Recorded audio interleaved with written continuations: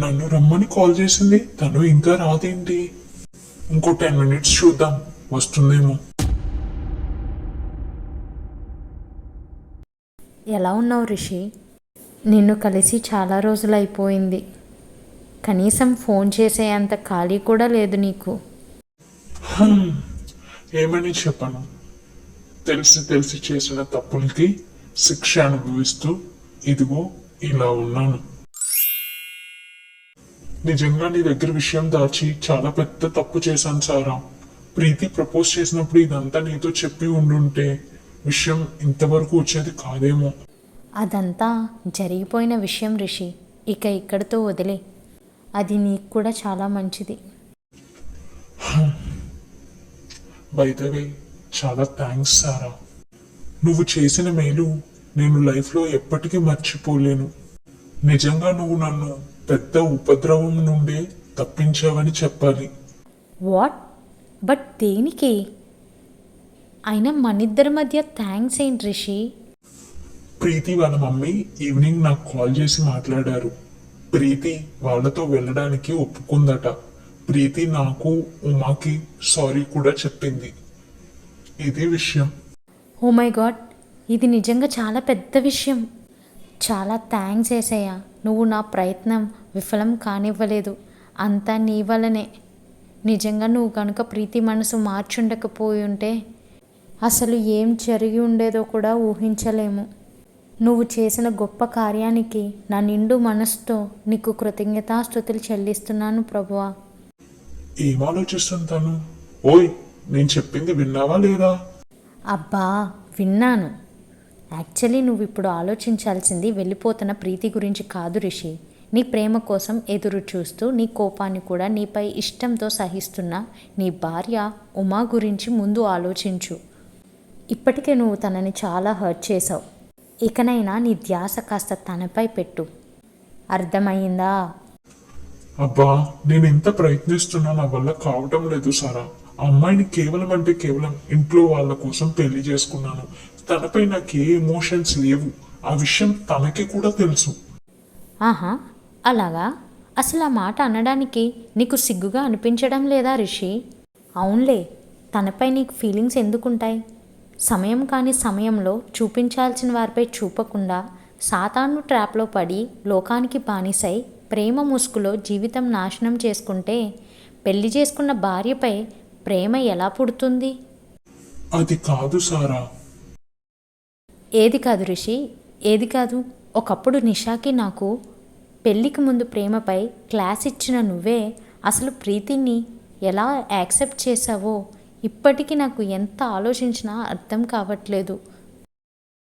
నువ్వు తనని ప్రేమించినందుకు కూడా నాకు బాధ లేదు, కానీ జారత్వం ముసుగులో ప్రీతి ప్రేమకు చోటిచ్చిన నువ్వు దేవుని ప్రేమతో నిన్ను ప్రేమిస్తున్నా నువ్వు ఎంత బాధ పెడుతున్నా సరే మౌనంగా భరిస్తూ సహిస్తున్నా నీ భార్య ప్రేమను మాత్రం ఎందుకు నువ్వు అర్థం చేసుకోవట్లేదో నాకు అర్థం కావట్లేదు రిషి. బైబిల్ చదివి వాక్య సత్యం ఎరిగిన విశ్వాసువైన నువ్వు కూడా నేటి అవిశ్వాసుల వలె ప్రపంచంలో ఉన్న మిగిలిన యువత వలె ప్రవర్తిస్తుంటే నీకేం చెప్పాలో కూడా నాకు అర్థం కావట్లేదు రిషి.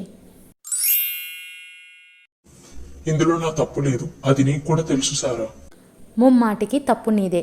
కప్పిపుచ్చుకోవడానికి మాత్రం ట్రై చేయకు రిషి. మన బైబిలే చెప్తుంది కదా, యెషయా గ్రంథం 40:30 యవ్వనస్తులు తప్పక తొట్రిల్లుతారు అని. కానీ అదే వాక్యం ఇలా కూడా సెలవిస్తుంది.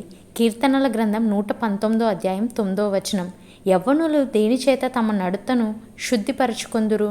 నీ వాక్యమును బట్టి దానిని జాగ్రత్తగా చూచుకొనుట చేతనే గదా అని. పొరపాటు చేయటం తప్పు కాదు, కానీ అదే పొరపాటుని సరిదిద్దుకోవటం మానేసి అలవాటుగా మార్చుకోవడం మాత్రం మహాపాపం రిషి. ప్రీతిని కొన్ని సిచ్యువేషన్స్ వల్ల నువ్వు లవ్ చేయాల్సి వచ్చింది.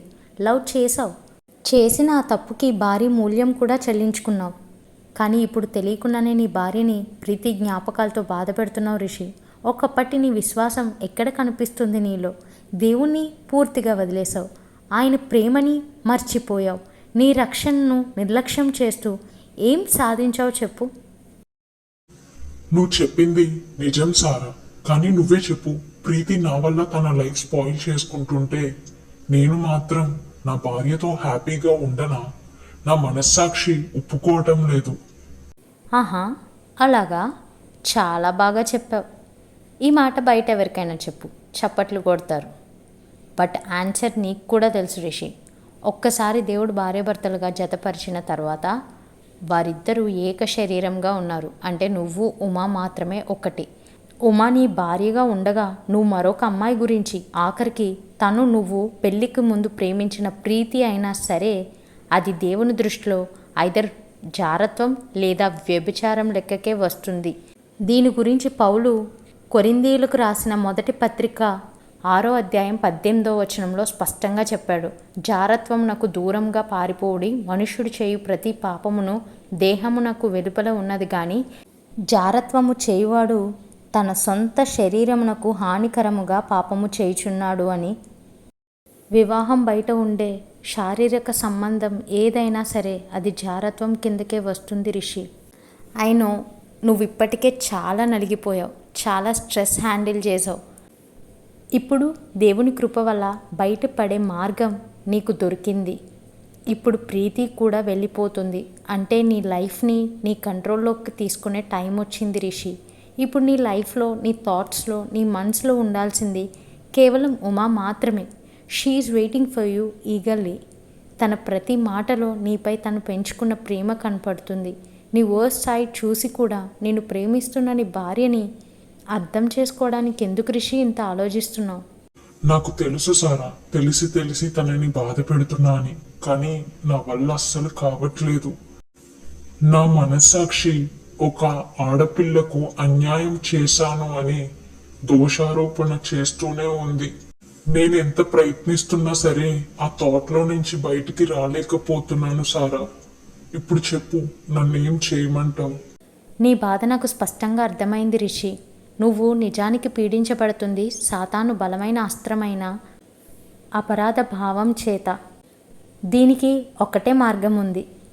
నువ్వు ఎంత వీలైతే అంత త్వరగా దేవునితో మరలా రికన్సైల్ అయ్యి నీ విశ్వాసాన్ని బలపరుచుకొని నువ్వు దేవునికి విరోధంగా చేసిన తప్పిదములను ఆయన సముఖంలో మనస్ఫూర్తిగా ఒప్పుకొని విడిచిపెడితే అప్పుడు నీ మనసాక్షి అపరాధ భావం నుండి విడిపించబడుతుంది.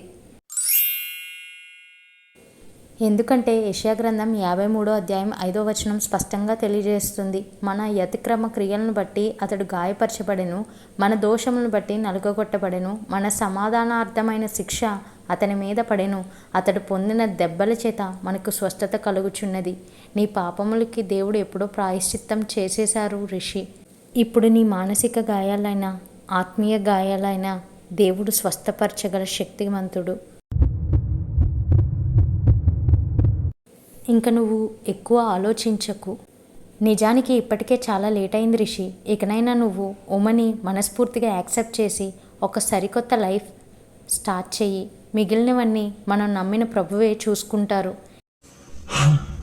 చాలా థ్యాంక్స్ సారా. నిజంగా గుండెల్లో పెద్ద భారం దిగినట్టు అయింది.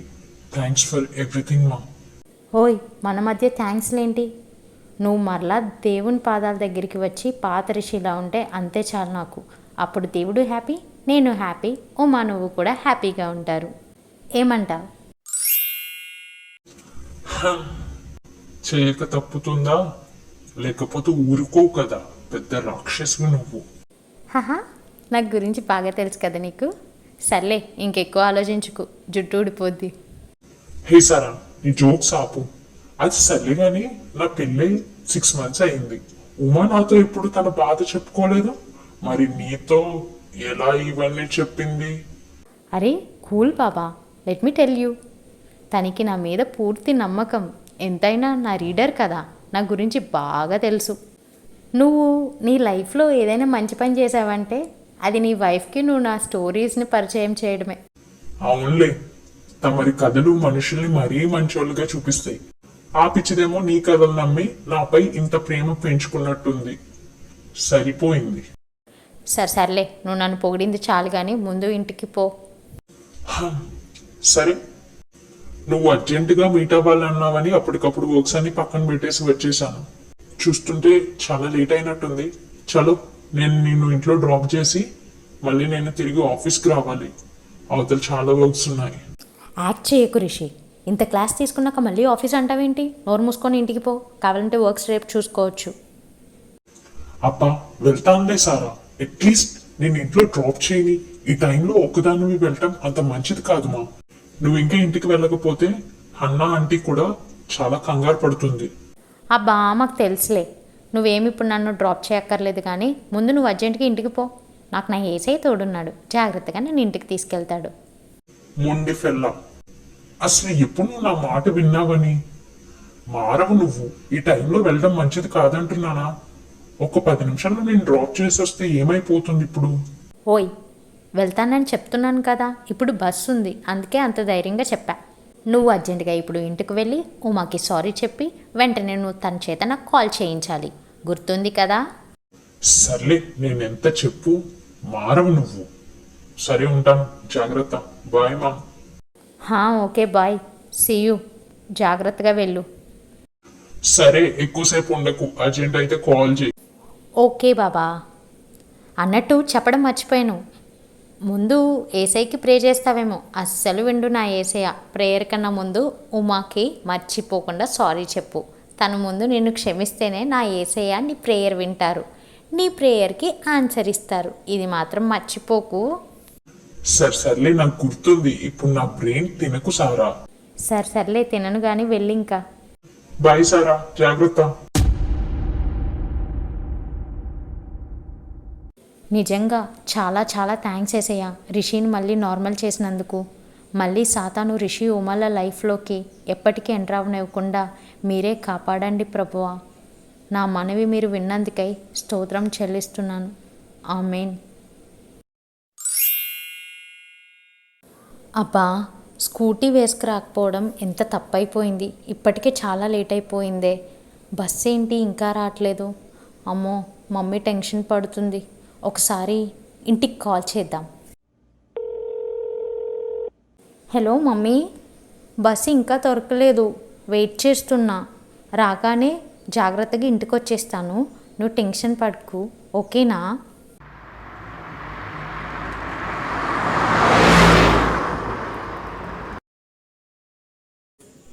ఏంటి తను సారాలా ఉంది? సారా ఈ టైంలో తను ఇక్కడుందేంటి? వెళ్ళి విషయం కనుక్కోనా? తనని ఈ టైంలో మీట్ అవ్వడం కరెక్ట్ కాదేమో. అబ్బా, ఎందుకు ఇంత ఆలోచిస్తున్నాను? వెళ్ళి తనని విషయం ఏంటో కనుక్కుంటే తెలిసిపోతుంది కదా. అబ్బా, బస్సు ఇంకా రాదేంటి? హలో మేడం, మీరేంటి ఈ టైంలో ఇక్కడున్నారు? ఓ మై గాడ్, జాష్ మీరా? ఏంటి సడన్ సర్ప్రైజ్? అదంతా తర్వాత కానీ మరీ ఘోరంగా ఈ టైంలో ఇక్కడ ఒంటరిగా నిల్చున్నావేంటి సారా? ఏదైనా ప్రాబ్లమా? వాట్ ద హెల్, నాకేం ప్రాబ్లం? ఏ చిచి, ఇది బార్ అండ్ రెస్టారెంటా? నేను నిజంగా చూసుకోలేదు జాష్. నా ఫ్రెండ్ని కలవటానికని ఇక్కడికి వచ్చాను. ఈ ఐటీ పార్క్లోనే తను వర్క్ చేస్తున్న ఆఫీస్ ఉంది, అందుకే ఇక్కడ మీట్ అయ్యాం. ఓహో, అదా విషయం. సర్లే, ఇంటికైనా వెళ్ళేది. వస్తే డ్రాప్ చేస్తాను, వెళ్తూ మాట్లాడుకుందాం. ఏమంటావు? అబ్బా, ఈ టైంలో తనతో వెళ్ళటం కరెక్టేనా?